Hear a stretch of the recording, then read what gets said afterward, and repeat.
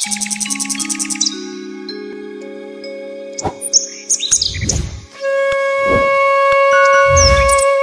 ফুলটি দেখছেন আপনাদের বহু চাহিদার ফুল, কেননা কিছু শর্ট ভিডিও আমরা করে ছেড়েছিলাম, আর সকলের কিন্তু আজকের দিনে এই সামার টিউলিপের ওপর আমাদের কাছে কমেন্টস করেছে কি করে পাওয়া যাবে, কিভাবে হবে, সে নিয়ে তো আলোচনা থাকবেই। আর এই ফুলগুলো জেনারেলি এই যে দেখতে পাচ্ছেন হয়, আর এখানে জল জমে থাকে, দেখতে পাচ্ছেন কিভাবে জল রয়েছে, এটা বৃষ্টির জল জমে তার থেকে ঠিক এই ধরনের ফুলটি হয়। আর এটি হচ্ছে মেন ফুল, যেটা স্টেম থেকে একটা গাছের যে স্টিকটা তৈরি হয়েছে, এই স্টিকের উপরে এই ফুলটি ঘটে। আচ্ছা, ঠিক এই রকমই যেটা এটি যেমন সামার লিলি, ঠিক আরেকটি ফুল আপনাদের সেই চাহিদার ফুল যেটি হচ্ছে ডে লিলি।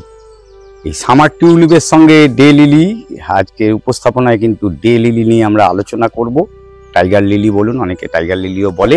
আসুন দেখে দেওয়া যাক ঠিক টাইগার লিলি কিরকম ভাবে করলে গাছগুলো সুন্দর হয়ে ওঠে আর এরকম সুন্দর ফুল ফোটানো যায়।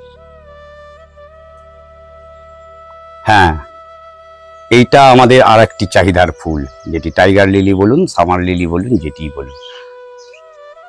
অ্যাকচুয়ালি সামার লিলি যে কথাটি এসেছে, সামারে যতখানি না ফুল দেয় তার থেকে কিন্তু এতে ফুল বেশি পরিমাণে পাওয়া যায় আপ টু সেপ্টেম্বর অক্টোবর অবধি।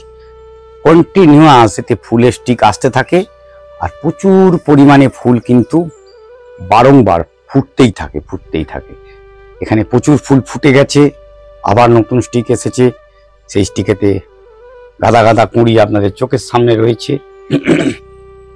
যে ফুলগুলো আগে ফুটেছিল সেটির এখন কন্ডিশন নেই, এখানেও রয়েছে। এই ফুলটি একটু ম্যাচিওর হয়ে গিয়ে নষ্টও হয়ে গেছে। ঠিক এই রকম ধরনের ফুল হতে থাকে। আরেকটি বিশেষত, এই যে গাছটি, এই গাছ যেটি দেখতে পাচ্ছেন, একটি করে জাস্ট এইরকম একটি গাছ আমরা এখানে কিন্তু লাগিয়েছিলাম। আজকে বর্তমান রূপ জাস্ট ঘাসের মতনই, যেমন ঘাসও হয়ে আছে, সাথে করে কিন্তু লিলির চারা ধীরে ধীরে বেড়ে চলেছে। দেখুন এখানে আরেকটি চারা এসেছে। এরকম চারায় দিন দিন কিন্তু পুরো টপটি ভর্তি হয়ে যাবে। আর আজকের উপস্থাপনাতে যেটি বললাম, আমি এই সামার লিলি নিয়ে কথা বলবো, কি ধরনের পরিচর্যা করলেই গাছটিকে এত সুন্দর গাছ তৈরি করে নেওয়া যায়, সেটি নিয়ে একটু আলোচনা করব। আর সেই আলোচনায় মূলত যেটি রয়েছে সেটি হচ্ছে এই সামার লিলি গাছ কোনো রকম সার কিন্তু পছন্দ করে না। এখানে সারের কথা বললে আমরা বিশেষত আমি বলবো, এখানে আমরা কিন্তু টোটালি জৈব সার ইউজ করেছিলাম। যে জৈব সারটা আমরা নিজেরা তৈরি করেছি, আর অনেকের মধ্যে আজকের কিন্তু চাহিদা সেই সারটির। সেই সার আমাদের কাছে পেয়ে যাবেন, যোগাযোগ করতে হবে আমাদের ইউটিউব চ্যানেলে দেওয়া নাম্বারে, তাহলেই কিন্তু এই সারটি আপনারা আপনাদের গাছের জন্য ইউজ করতে পারেন। আরও একটি ব্যাপার, যেটি সেই সার কিরকম ভাবে দেবো, আমরা যে সারটি করেছি এটা অ্যাকচুয়ালি টোটালি ডিকম্পোস্টিং করা থাকে আমাদের কাছে। ডিকম্পোস্টিং করে রেখে মাটিতে আমরা ওটিকে ইউজ করে নিই। মাটি যখন তৈরি করা হয়েছিল সেই সময় গাছের সারটি মিশিয়ে দিয়েছিলাম।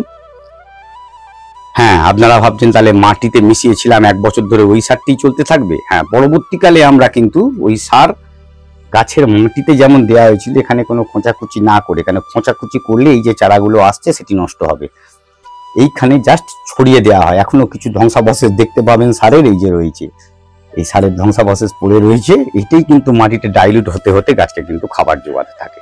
তাহলে মাটিটি তৈরি করবো কিরকম ভাবে? যদি মনে করেন আপনি সামার লিলি গাছটি একটু বড় পটে লাগাবেন, এইরকম ধরনের পট, যেটি আমরা 30 টাকা 35 টাকার গামলা বলি, এরকম গামলায় খুব ভালো হতে পারে।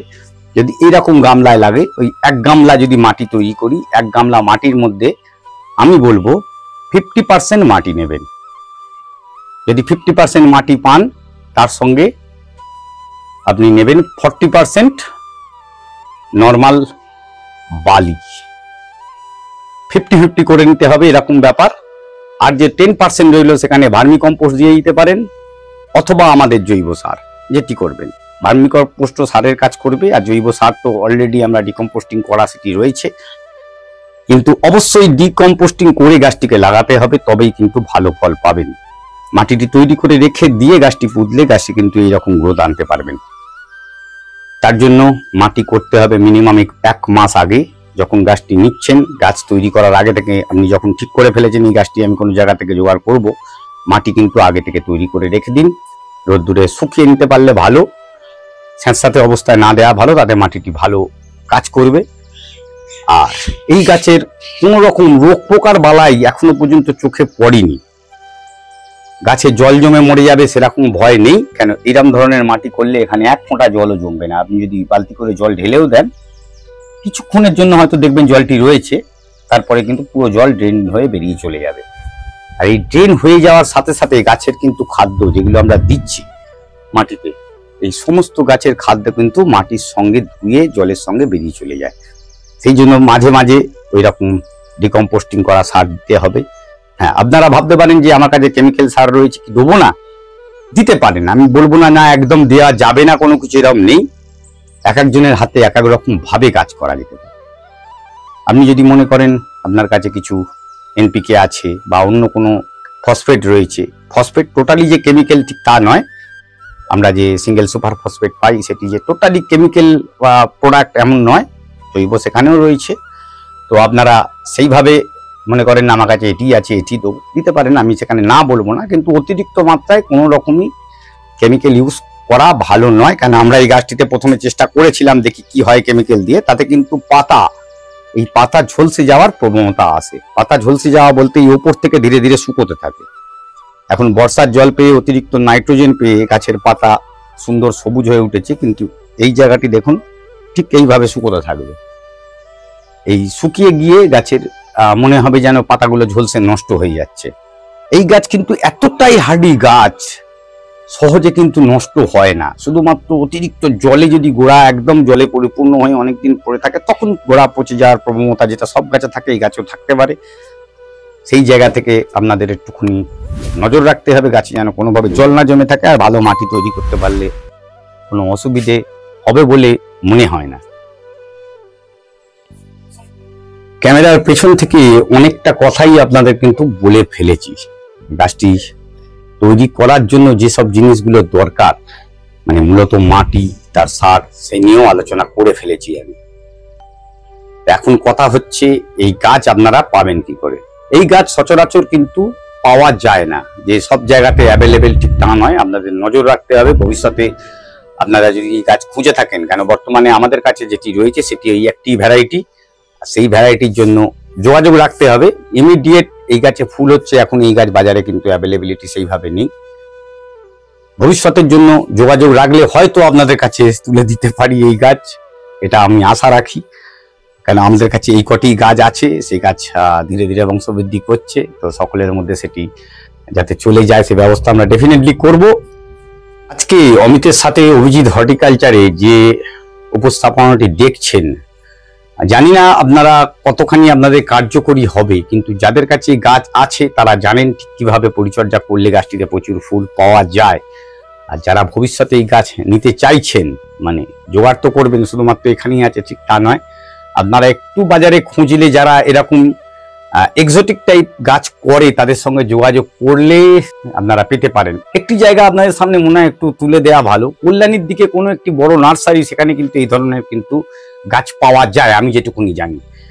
কল্যাণীর কোনো একটি ফার্ম আছে, সেই ফার্মেতে কিন্তু এই ধরনের এক্সোটিক গাছ, যেটা এক্সোটিক আপনার যেমন এই সামার লিলি বলুন, তারপরে সামার যেটা টিউলিপ বলুন বা এই টাইগার লিলি বলুন, এই গাছগুলো কিন্তু পাওয়া যেতে পারে।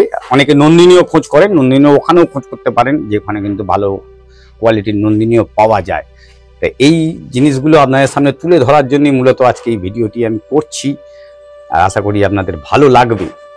তার কারণ এই ধরনের গাছ আমরা সকলেই করতে চাই, কিন্তু খুঁজে পাই না। যারা এখনই বলছেন না আমি গাছটি করব, গাছের ফুল খুব সুন্দর, তাদের জন্য আমি কিন্তু বলে দিলাম একটু যোগাযোগ করার চেষ্টা করুন। কারণ আমার কাছে ওখানের কোনো রকম নাম্বার নেই, কিন্তু আমি শুনেছি গাছটি ওখানে পাওয়া যেতে পারে, এরকম একটি ব্যাপার।